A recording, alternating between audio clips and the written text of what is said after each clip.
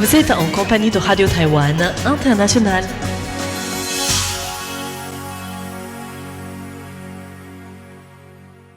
Bonjour et bienvenue sur les ondes françaises de Radio Taïwan International en ce mardi 14 juillet 2026. C'est Florian Dai qui vous accueille pour vous annoncer le programme du jour.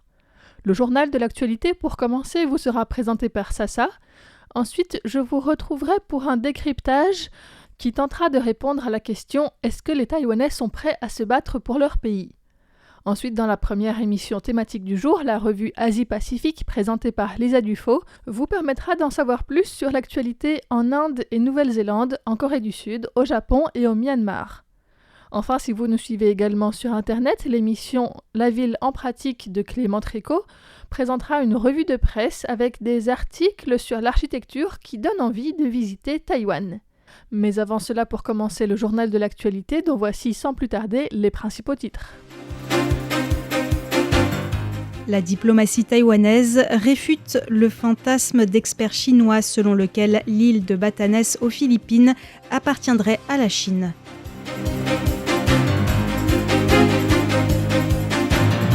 Le Parti populaire taïwanais envoie pour la première fois une délégation officielle en visite en Chine. Suite au scandale des huiles alimentaires, le gouvernement taïwanais renforce les inspections et la traçabilité.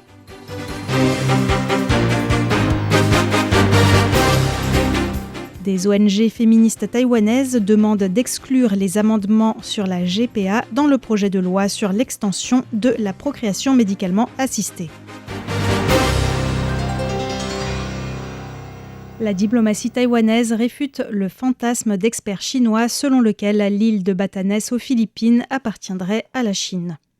Des chercheurs chinois ont récemment affirmé lors d'un symposium à l'université de Jinan que les îles Batanes appartiennent à la Chine depuis l'Antiquité, ce qui a fait vivement réagir le gouvernement philippin, qualifiant ces propos de fantasmes.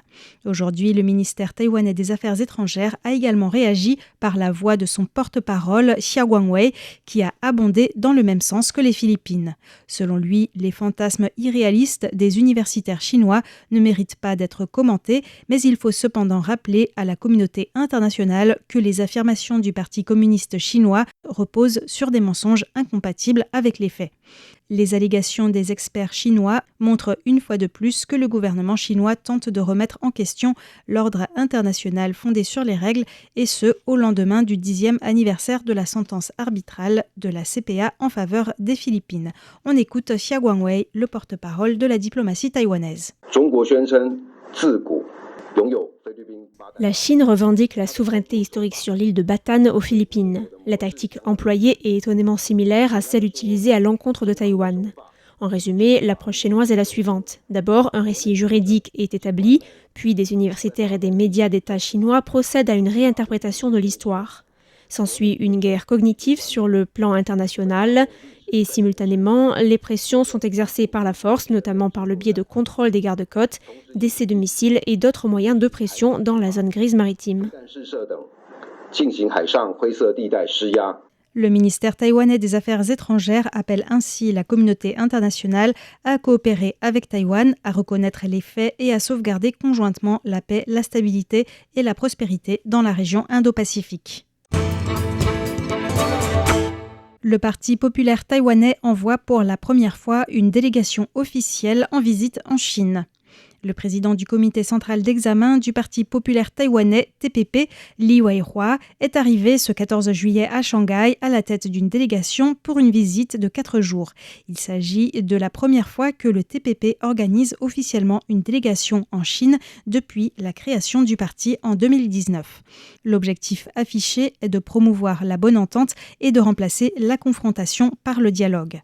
Li Weihua a déclaré que le TPP prônait la promotion des échanges interdétroits par la communication et l'égalité, tout en préservant le système politique démocratique et libre ainsi que le mode de vie des Taïwanais.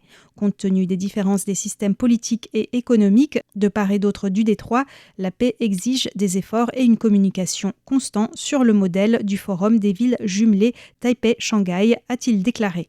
En plus de visiter d'importants sites économiques, des lieux touristiques, des entreprises technologiques et des incubateurs d'entreprises pour les jeunes à Shanghai, la délégation, composée notamment de membres du groupe des jeunes du TPP, devrait aussi participer à un forum avec des jeunes à l'université Jiaotong de Shanghai.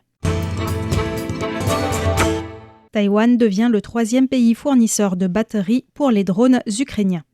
Selon un rapport publié par un think tank dépendant de la Commission nationale des sciences et technologies taïwanaises, Taïwan est devenu le 3e pays fournisseur de batteries de drones ukrainiens en 2025. Le rapport indique que malgré la longue dominance de la Chine dans ce secteur, Taïwan, qui était le 24e fournisseur de batteries de drones de l'Ukraine en 2019, s'est hissé en 3e position l'année dernière, juste derrière la Chine et le Vietnam. Au premier trimestre de cette année, les exportations de batteries taïwanaises vers l'Ukraine ont déjà atteint près de 12 millions de dollars américains. Néanmoins, le rapport met en garde sur le fait que malgré la compétitivité internationale de Taïwan dans la fabrication en aval, l'île reste vulnérable pour une raison principale, sa dépendance aux matières premières dont le marché reste largement dominé par la Chine. Toujours dans le domaine des drones, l'Arabie saoudite devient le premier acheteur de drones taïwanais au mois de juin. Selon les données du ministère des Finances, la valeur des achats de drones effectués par l'Arabie saoudite en juin dernier a dépassé les 47 millions de dollars américains. L'Arabie saoudite détrône ainsi la République tchèque et la Pologne, les 2 principaux pays par qui transitent les drones vers l'Ukraine. Selon un reportage de Bloomberg, le principal attrait de l'industrie des drones taïwanaise réside dans sa capacité à contourner la chaîne de production chinoise et dans ses coopérations technologiques avec les États-Unis. C'est la raison pour laquelle les exportations de drones taïwanais ont explosé entre 2024 et 2025. Selon le gouvernement, Taïwan ne connaît pas encore l'objectif précis des achats de l'Arabie saoudite, mais un chercheur de l'Institut de recherche sur la défense et la sécurité nationale a estimé que ces drones ont probablement été acquis pour des opérations de surveillance et de reconnaissance. Scandale des huiles alimentaires, la TFDA renforce les inspections et la traçabilité. Suite au récent scandale des huiles contaminées au benzopyrène, un agent cancérogène, l'Agence taïwanaise de l'alimentation et des médicaments, TFDA, a ordonné un rappel préventif de toutes les huiles et des produits fabriqués à base d'huile par la société Central Union Oil depuis le mois d'avril. Le ministre de la Santé, Shi Zhongliang, a déclaré aujourd'hui que seuls les lots en amont et les produits en aval testés conformes pourront être mis sur le marché. Ainsi, en cas de problème, tous les produits concernés pourront être retirés des rayons ou voir leur production stoppée. Par ailleurs, la TFDA a précisé qu'elle avait réalisé un inventaire complet des circuits de distribution de l'huile de soja dans laquelle un taux excessif de benzopyrène avait été détecté. Afin de garantir la sécurité alimentaire, en plus du renforcement des inspections, la TFDA a également renforcé la traçabilité. Des ONG féministes demandent d'exclure les amendements sur la GPA dans le projet de loi sur l'extension de la PMA. À 2 jours du nouvel examen par le Yuan législatif des projets de réforme de la loi sur la procréation médicalement assistée, la PMA, des associations féministes ont tenu une conférence de presse ce 14 juillet, soulignant que cette réforme devait avant tout viser à élargir le champ d'application des techniques de procréation médicalement assistée. Or, certains projets d'amendement portés par des partis d'opposition incluent aussi la possibilité de gestation pour autrui, la GPA, un point qui reste controversé. Ces ONG insistent pour que la réforme donne la priorité aux droits des femmes célibataires et des femmes mariées de même sexe à recourir à la procréation médicalement assistée et préconisent ainsi que la gestation pour autrui soit dissociée du projet et examinée de manière séparée afin de ne pas retarder le processus de réforme. Chen Zhilong, directeur du département du plaidoyer de la fondation Awakening, a souligné que la loi sur la procréation médicalement assistée ne s'applique actuellement qu'aux couples hétérosexuels mariés, privant ainsi de nombreuses femmes ayant congelé leurs ovocytes de la possibilité de les utiliser. La Fondation espère ainsi que cette réforme permettra une véritable autonomie reproductive de toutes les femmes, quelle que soit leur orientation sexuelle ou leur situation maritale. On écoute maintenant Lin Luhong, présidente de Taiwan Women's Link, qui était également présente lors de la conférence de presse. Cette loi devrait en premier lieu permettre aux dispositions les moins controversées d'être adoptées en troisième lecture, offrant ainsi à de nombreuses femmes et couples de lesbiennes qui attendent avec impatience d'avoir des enfants à Taïwan la possibilité de le faire de manière plus sûre et plus raisonnable. C'est une revendication essentielle de notre conférence de presse d'aujourd'hui. Lors de la conférence de presse, une femme qui a congelé ses ovocytes a également partagé son expérience. Elle a rappelé que le gouvernement encourageait la congélation d'ovocytes sans pour autant garantir aux femmes un accès légal à la PMA à l'avenir, ce qui était problématique. Si la réforme continue d'être retardée, de nombreuses femmes ayant congelé leurs ovocytes dépasseront la période optimale pour avoir des enfants.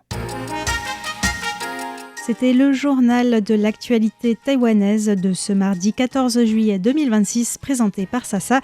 Merci beaucoup de votre écoute. Je vous invite à rester avec nous sur Radio Taïwan International et bien sûr, je vous souhaite à tous une très bonne fête nationale.